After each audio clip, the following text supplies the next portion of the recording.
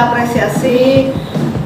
Memang seharusnya seperti ini Pak Hertin, jadi tidak kita bicarakan di media sosial.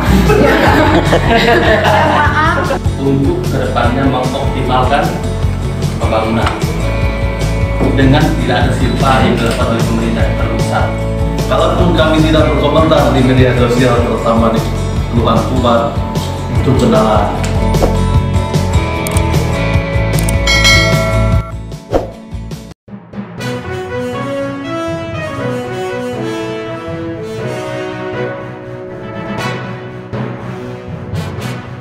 Jadi kedatangan kami ke sini tidak lain tidak bukan memberi dukungan kepada pemerintah Kutai Barat, pada DPR Kutai Barat untuk kedepannya mengoptimalkan pembangunan dengan tidak ada silpa yang dilakukan oleh pemerintah yang terbesar. Hal-hal yang berkaitan dengan jembatan ATJ dan beberapa proyek multi-es yang lainnya mangkrak, yang bukan multi-es juga, yang ada beberapa tempat yang mangkrak, juga kita berharap itu bisa masuk dalam program tahun anggaran berikutnya. Saya Komisi 3 membidangi masalah keuangan daerah. Saya juga aktif sebagai anggota Kelurahan Kubar. Sebenarnya saya beberapa kali juga sudah menyampaikan penjelasan. Saya kalau di media sosial, saya berusaha juga memberikan penjelasan fungsi DPR. Kita juga berharap melalui grup kelurahan ini ya, masyarakat artinya mendapatkan suatu pemahaman yang baik. Apa yang disampaikan oleh Pak Ketua tadi ya seperti itu. Kita memanggil, meminta penjelasan, lalu kita merekomendasikan yang melakukan eksekusinya sesuai dengan ini adalah eksekutif, adalah pemerintah dalam hal ini, bupati dan perangkat daerah. Ada isu berkembang bahwa uang itu dikembalikan, sebenarnya tidak dikembalikan, jadi tetap tersimpan di kas kita.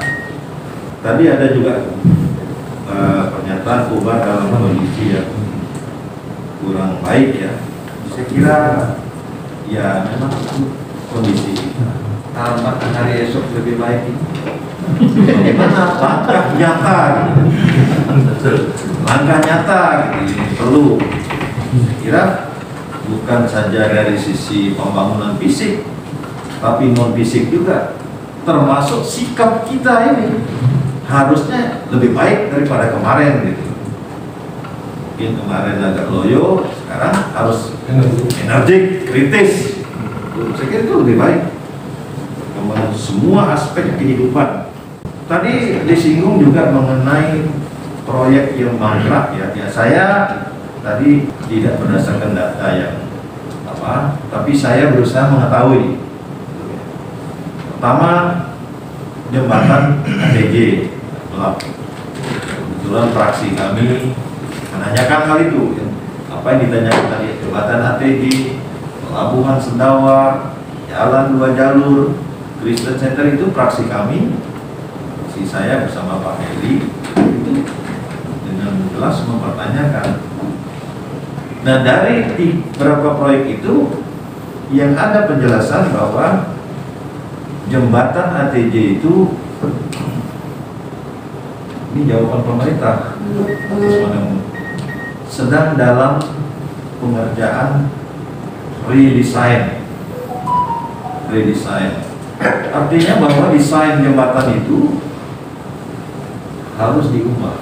Salah satu pertimbangan ada masukan ya, menurut informasi sampai 2024 akan ada pembangunan jeti pelabuhan batubara mungkin terbesar di Kalimantan yang beroperasi di Kalteng sana, tapi dia akan membuangnya salah di Penangan ya, di Muara Penangan. Nah sehingga dia perlu pontun-pontun besar.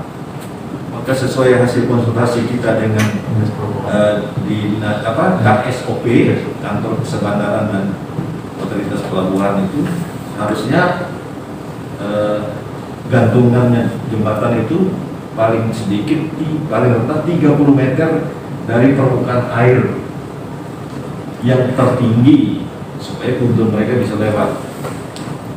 Nah ini jadi redesign. Nah kami juga masih mempertanyakan sebenarnya, sekiranya redesign ini tidak ada tindak lanjut, menurut kami ya daripada buang-buang uang di situ kan, karena kita menghubungkan dengan masa jabatan kepala daerah ini kan sampai 2024. Kira-kira kalau itu ditindaklanjuti selesai enggak? Lalu ada berita bahwa biaya menyelesaikan ini mungkin kurang lebih sama dengan kalau membangun baru dengan desain yang berbeda. Nah, ini juga kami di DPR berusaha untuk mengkritisi. Ya, saya lihat kalau sampai 400-an miliar pemerintah daerah mengalami kesulitan membiayai itu. Kecuali jalan itu bisa melibatkan, jembatan itu bisa melibatkan pemerintah pusat. Nah sampai sekarang pemerintah pusat belum bisa terlibat dalam hal pembiayaan karena status jalan itu, jembatan itu tidak jelas. Kalau itu merupakan ruas jalan negara, lalu jembatan itu bagian dari ruas jalan, pusat bisa terlibat dalam penganggaran. Tapi jalan itu masih status kabupaten itu kan. Nah, di negara kita tuh ada seperti itu sistemnya. Jadi kalau jalan tanggung jawab provinsi atau nasional ini rusak, walaupun dia melintas kampung kita, pemerintah daerah bisa saja tutup mata. Nah itu tadi soal jembatan ya. Kalau soal pelabuhan di Sendawar itu, informasi yang saya dapat dan dalam APBD 2022 tidak ada dianggarkan. Semacam redesign juga, karena menurut informasi kondisinya itu sudah tidak ada lagi. Ya harus sudah ada perubahan. Jadi jembatan ATJ tadi kata mereka bahwa pemerintah bahwa sudah dipasang alat sensor, jadi untuk mengetahui apakah ada pergerakan atau tidak. Kita tidak begitu tahu soal hal itu, sangat teknis. Nah termasuk jalan 2 jalur ini, setahu saya belum ada juga. Tidak ada yang ada. Kristen Center ya mungkin saya tidak tahu. Nah jadi ya saya bertanya kepada mereka ini, mereka ini badan anggaran. Saya hanya anggota Komisi 3, saya tidak masuk badan anggaran. Jadi mereka yang tapi saya berusaha aktif sendiri. Nah ini ya memang kita tidak bermaksud menyalahkan kepala daerah sebelumnya. Memang ada peraturan yang mengatakan kalau suatu proyek itu tidak mampu dibuat selama dalam waktu 1 tahun, maka boleh dikerjakan dengan sistem tahun jamak atau bahasa kerennya multi-yes. Tapi multi-yes itu tidak boleh melebihi masa jabatan kepala daerah, harus selesai. Pertanyaannya, apakah DPR memiliki daya dorong terhadap pemerintah? Nah, saya juga mencatat tadi tentang beasiswa. Ya, ini penting juga beasiswa. Jadi sudah ada dianggarkan beasiswa. Kami kebetulan mitra kerja juga Dinas Pendidikan Mitra Kerja Komisi 3. Cuma memang kuotanya terbatas. Karena kuotanya terbatas, maka kita minta Dinas Pendidikan untuk membuat kriteria orang yang patut diberikan beasiswa itu. Karena ada isu bahwa ini anak pejabat, anak orang-orang dekat pusat kekuasaan yang dapat gitu ya. Kalau ada anak yang tidak mampu tapi lebih pintar, malah tidak dapat. Kita percaya kepada Dinas Pendidikan membuat kriteria itu. Dan mungkin kalau ada yang tidak dapat, ya karena keterbatasan kuota. Ini hari yang baik, kita apresiasi. Memang seharusnya seperti ini Pak Hertin. Jadi mungkin ini mohon maaf, kita tidak bermaksud menyinggung. Jadi ini forum yang tepat untuk kita sharing. Jadi tidak kita bicarakan di media sosial. Ya maaf, kadang-kadang persepsi masing-masing orang itu berbeda.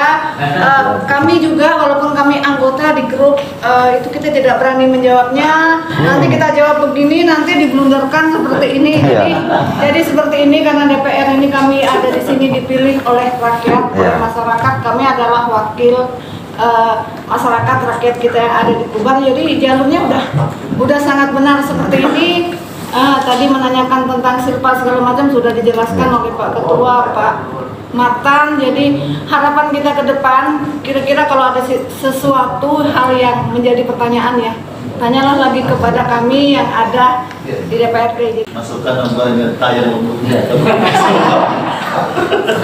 Karena beliau paling cantik di ruangan ini. Sendiri. Kalaupun tidak sendiri, tetap cantik.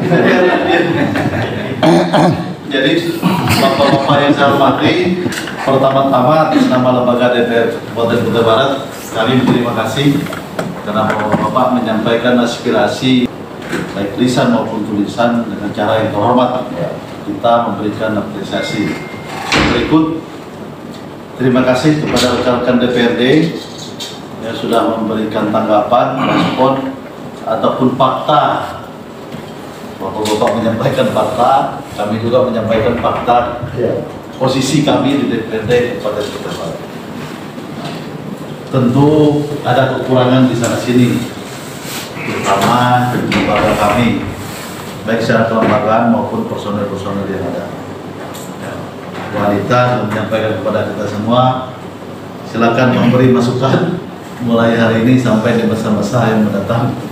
Kalaupun kami tidak berkomentar di media sosial, terutama di keluhan Kubat, itu kendala.